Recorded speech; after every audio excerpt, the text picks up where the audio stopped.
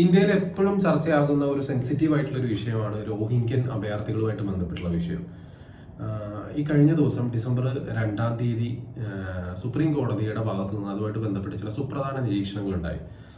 ഒരുപക്ഷെ ജുഡീഷ്യറിയുടെ ഭാഗത്തു നിന്ന് ഇത്രയും സ്ട്രിക്റ്റ് ആയിട്ടുള്ള അതല്ലെങ്കിൽ ഇത്രയും സ്ട്രിഞ്ചർ ആയിട്ടുള്ള എന്തെങ്കിലും ഒരു കമന്റ് ഇതുമായിട്ട് ബന്ധപ്പെട്ട് ഉണ്ടായിട്ടുണ്ടോ എന്നുള്ള കാര്യം സംശയമാണ് സമീപകാലത്ത്. കാരണം ക്ലിയർ കട്ടായിട്ട് ചോദിച്ചിട്ടുണ്ട് ചീഫ് ജസ്റ്റിസ് അധ്യക്ഷനായിട്ടുള്ള ബെഞ്ച്, ഈ ഒരു അഭയാർത്ഥികൾ എന്ന് പറയുന്ന കാറ്റഗറിയിൽ രോഹിംഗ്യകൾ വരുമോ, അതല്ലെങ്കിൽ കേന്ദ്ര സർക്കാർ അവരെ അഭയാർത്ഥികൾ എന്നുള്ളതിലാണ് വെച്ചിട്ടുള്ളത്. അതുപോലെ തന്നെ അവർക്ക് റെഡ് കാർപ്പറ്റ് ചുവപ്പ് പരവതാനി വീതിച്ച് നമ്മൾ അനധികൃത കുടിയേറ്റക്കാരെ സ്വീകരിക്കേണ്ട ആവശ്യമുണ്ടോ? നമുക്ക് അതിനനുസരിച്ചുള്ള വിഭവങ്ങളുണ്ടോ? നമ്മുടെ നാട്ടിലെ പട്ടിണി പാവങ്ങളില്ലേ, അവർക്കുള്ള സഹായങ്ങളല്ലേ ചെയ്യേണ്ടിയിരുന്നത്? അതല്ലെങ്കിൽ സിറ്റിസൺ എന്നുള്ള നിലയ്ക്ക് അവകാശങ്ങളുള്ള മനുഷ്യർ ഈ നാട്ടിൽ ജീവിക്കുന്നില്ലേ? വേറൊരു സുപ്രധാന കാര്യം കൂടെ ചോദിച്ചത്, നോർത്ത് ഈസ്റ്റേൺ സംസ്ഥാനങ്ങൾ എന്ന് പറയുന്നത് വളരെ ഫ്രജൈലായിട്ടുള്ള ഒരു അതിർത്തിയാണ് അത്തരത്തിലുള്ള സംസ്ഥാനങ്ങളിലുള്ളത്. നമ്മുടെ ഈ വടക്ക് കിഴക്കൻ സംസ്ഥാനങ്ങളിൽ അത്തരം ഒരു സ്ഥലത്ത് കൂടെ അവർ അനധികൃതമായിട്ട് കയറുകയും അതല്ലെങ്കിൽ അവിടെ ഒരു പോപ്പുലേഷൻ ഉണ്ടാക്കിയെടുക്കുകയും ചെയ്യുന്നത് ഇന്ത്യ എന്ന് പറയുന്ന രാജ്യത്തിന് ഉചിതമായിട്ടുള്ള ഒരു സംഗതിയാണോ എന്ന തരത്തിലുള്ള സംശയങ്ങളൊക്കെ തന്നെയാണ് സുപ്രീം കോടതിയുടെ ഭാഗത്തു നിന്നുണ്ടായത്. ഒരുപക്ഷെ ഇത്രയും വിവേകപൂർണ്ണമായിട്ടൊരു ചോദ്യം ഈ അഭയാർത്ഥി പ്രശ്നമായിട്ട് ബന്ധപ്പെട്ട് സുപ്രീം കോടതിയുടെ ഭാഗത്തുനിന്ന് സമീപകാലത്തൊന്നും ഉണ്ടായിട്ടില്ല എന്നുള്ള കാര്യം 100% ഉറപ്പാണ്. കാരണം ജസ്റ്റിസ് സൂര്യകാന്ത് അത് ക്ലിയർ കട്ടായിട്ട് ചോദിച്ചു അതിന്റെ ആവശ്യമുണ്ടോ എന്നുള്ളത്. അതിന് പുറമെ തന്നെ പുള്ളി ചോദിച്ച ഒരുപാട് കാര്യങ്ങളുണ്ട്. അവർ ടണൽ കുഴിച്ചു വരുന്നു, അതല്ലെങ്കിൽ അതിർത്തിയിലെ ഏതെങ്കിലും ഒരു സെക്യൂരിറ്റി ലാബ്സ് ഉള്ള സ്ഥലങ്ങളിലൂടെയൊക്കെ കയറി വന്നതിന് ശേഷം ഇവിടെ വന്നിട്ട് സാധാ പൗരന്മാരെ പോലെ അവകാശം ചോദിക്കുന്നതിൽ എന്ത് അർത്ഥമാണുള്ളതെന്നും എങ്ങനെയാണ് അവർക്ക് അത്തരത്തിലുള്ള ഇത് കൊടുക്കാൻ പറ്റുക എന്നുള്ള ചോദ്യമാണ് ചോദിച്ചത്. ഈ ഒരു ചോദ്യം ചോദിക്കുന്നതിന് കാരണമായിട്ടുള്ളത് ഒരു ഹർജിയാണ്. ആ ഹർജി ചെന്നിട്ടുള്ളത് ഒരു ഹേബിയസ് കോർപ്പസ് ഹർജിയാണ്.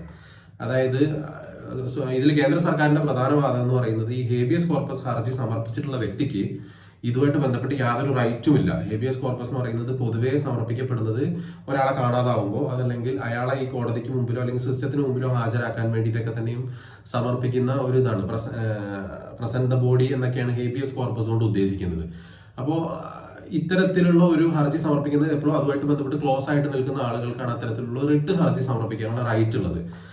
അത്തരത്തിലൊരു റൈറ്റ് ഇല്ലാത്ത വ്യക്തിയാണ് ഇത് ഹർജി സമർപ്പിച്ചത് എന്നുള്ളതായിരുന്നു കേന്ദ്ര സർക്കാരിന്റെ പ്രധാന വാദം. സോളിസിറ്റർ പ്രധാനമായിട്ടും വാദിച്ചത് ആ സംഗതിയായിരുന്നു. പക്ഷേ ഇതിനേക്കാൾ ഒരു സ്റ്റെപ്പ് മുന്നോട്ട് പോയിട്ടാണ് സുപ്രീം കോടതി ഇതുമായിട്ട് ബന്ധപ്പെട്ട് ചില ഒബ്സർവേഷൻസ് നടത്തിയത്. അതായത് എങ്ങനെയാണ് ഇത്തരത്തിലുള്ള അവകാശങ്ങൾ അതല്ലെങ്കിൽ പൗരന്മാർക്ക് എഴുതപ്പെട്ട് വെച്ചിട്ടുള്ള അവകാശങ്ങൾ എങ്ങനെയാണ് ഒരു അനധികൃതമായിട്ട് ഇതിലേക്ക് കയറി വന്നിട്ടുള്ള രാജ്യത്തിന്റെ അതിർത്തി കടന്നു വന്നിട്ടുള്ള ആളുകൾക്ക് കൊടുക്കാൻ പറ്റുന്നത് എന്നും അവരുടെ പൗരത്വം അതല്ലെങ്കിൽ അവർക്ക് അഭയാർത്ഥിത്വം കൊടുക്കുക എന്നുള്ളതൊക്കെ തന്നെയും ഇന്ത്യ പോലെ ഒരു രാജ്യത്ത്, ഇന്ത്യയിൽ ഇഷ്ടംപോലെ പട്ടിണിപ്പാവങ്ങൾ നിലവിലുമുള്ള ഒരു രാജ്യമാണ്.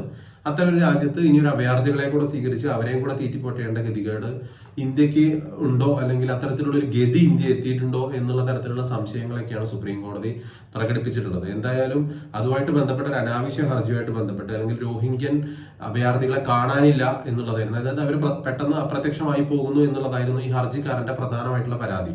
അതിനെതിരെയാണ് ഈ ഹേബിയസ് കോർപ്പസ് സമർപ്പിച്ചിട്ടുള്ളത്.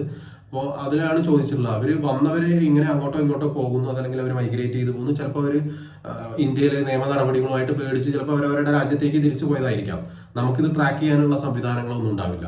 അപ്പോൾ അത്തരത്തിലുള്ള സംശയമാണ് സുപ്രീം കോടതി ചോദിച്ചിട്ടുള്ളത്. അവർ ഇങ്ങോട്ട് കയറി വന്നത് ആരുടെയും അനുവാദത്തോടു കൂടിയല്ല.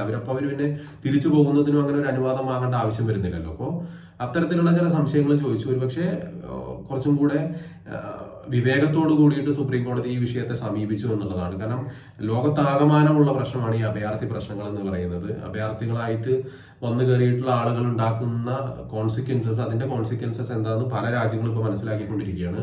അതിനൊരു പ്രൈം എക്സാമ്പിൾ ആണ് യുണൈറ്റഡ് കിങ്ഡം, UK എന്ന് പറയുന്നത്. സോ അത്തരത്തിലുള്ള വിഷയങ്ങൾ അതല്ലെങ്കിൽ നമ്മളുടെ റിസോഴ്സസ് നമുക്ക് തന്നെ തികയാതിരിക്കുന്ന സാഹചര്യത്തിൽ പുറത്തു നിന്നുള്ള ഒരാൾക്കും കൂടെ ഊട്ടാനുള്ള ഒരു വക നമുക്കില്ലാത്ത സാഹചര്യത്തിൽ ഇത്തരത്തിലുള്ള ഇൻട്രൂഡേഴ്സിനെ അതല്ലെങ്കിൽ അനധികൃത കുടിയേറ്റക്കാരെയൊക്കെ തന്നെയും ഒരു കയ്യകലത്ത് വെക്കുക അതല്ലെങ്കിൽ അതിർത്തിക്കപ്പുറം വെക്കുക എന്നുള്ളത് തന്നെയാണ് ഒരു രാജ്യത്തിന്റെ പരമാധികാരത്തിനും അഖണ്ഡതയ്ക്കും ഏറ്റവും അനുയോജ്യമായിട്ടുള്ള കാര്യം. നമ്മൾ അതിനൊക്കെ മുകളിൽ നമ്മൾ മനുഷ്യ അവകാശങ്ങളെയും അതല്ലെങ്കിൽ മനുഷ്യ സ്നേഹത്തെയും മനുഷ്യത്വത്തെയൊക്കെ പ്രതിഷ്ഠിച്ചിട്ടുണ്ടെങ്കിൽ ഈ പറയുന്ന ഇവരെ കൊണ്ട് തന്നെ നാളെ ഇവിടെ വസിച്ചുകൊണ്ടിരിക്കുന്ന ഇവിടുത്തെ നേറ്റീവ് ആയിട്ടുള്ള ആളുകളുടെ സമാധാനം നഷ്ടപ്പെടുന്ന സാഹചര്യം ഉണ്ടാവും. അപ്പോൾ ആരുടെയോ സമാധാനത്തിന് വേണ്ടിയിട്ട് നമ്മുടെ സമാധാനം നഷ്ടപ്പെടുന്ന സാഹചര്യം ഉണ്ടാവും. ഈ പറയുന്ന അഭയാർത്ഥികൾ ആരും തന്നെ അവരുടെ രാജ്യത്ത് നിന്ന് നിലവിൽ ഒളിച്ചോടി പോരേണ്ട സാഹചര്യമില്ല. ഇനി അങ്ങനെ പ്രശ്നങ്ങൾ ഉണ്ടെങ്കിൽ പോലും അതിൽ ഇടപെടാൻ വേണ്ടിയിട്ട് ഇവിടെ ലോകരാഷ്ട്രങ്ങളൊക്കെ തന്നെ ഉണ്ട് എന്നുള്ള നിലയ്ക്ക് ഇവർ ഇത്തരം ഈ പറയുന്ന റിസോഴ്സസ് കുറഞ്ഞിട്ടുള്ള ഇന്ത്യ പോലെയുള്ള രാജ്യങ്ങളിലേക്ക് വരേണ്ട കാര്യമില്ല. ഇവർക്ക് പോകാനാണെന്നുണ്ടെങ്കിൽ അത്തരത്തിലുള്ള ഡെവലപ്ഡ് ആയിട്ടുള്ള കൺട്രീസ് ഒരുപാട് ചുറ്റിനുമുണ്ട്. ഈ രാജ്യങ്ങളൊന്നും പോകാതെ തന്നെ ഇന്ത്യയുടെ അതിർത്തി കുറച്ചൊന്ന് തുറന്നു കിടക്കുന്നു എന്നുള്ള കാരണം കൊണ്ട് ഇതിലേക്ക് നുഴഞ്ഞു കയറുന്ന സാഹചര്യം ഉണ്ടാകുക, അതിനുശേഷം ഇവിടെ വന്ന് ഇരവാദം മുഴക്കുകയും അതുപോലെ തന്നെ ഈ പറയുന്ന അവകാശങ്ങൾ ചോദിക്കുന്ന ഒരു സാഹചര്യം ഉണ്ടാവുക നമുക്ക് ഒരു ബേർഡനായി മാറുന്നത് എന്ന് പറയുന്നത് അംഗീകരിച്ചു കൊടുക്കാൻ പറ്റില്ല. സുപ്രീം കോടതിയുടെ കൃത്യമായിട്ടുള്ള നിരീക്ഷണമാണ് എന്തായാലും അടുത്ത ഡിസംബർ 2ാമത്തെ ആഴ്ചയായിട്ട് വീണ്ടും ഈ ഒരു ഹർജിയുമായിട്ട് ബന്ധപ്പെട്ടുള്ള കാര്യങ്ങൾ പരിഗണിക്കും. കുറച്ചും കൂടെ ക്ലാരിറ്റി ഇതിൽ ഇത്തരം വിഷയങ്ങൾ സുപ്രീം കോടതി കൊടുക്കുമെന്ന് തന്നെ കരുതാം. എന്തായാലും റോഹിംഗ്യൻ അഭയാർത്ഥികളുടെ ഡീപ്പോർട്ടേഷനുമായിട്ട് ബന്ധപ്പെട്ടുള്ള നടപടിക്രമങ്ങളുമായിട്ട് ഇപ്പോഴും കേന്ദ്ര സർക്കാർ പോയിക്കൊണ്ടിരിക്കുക തന്നെയാണ്.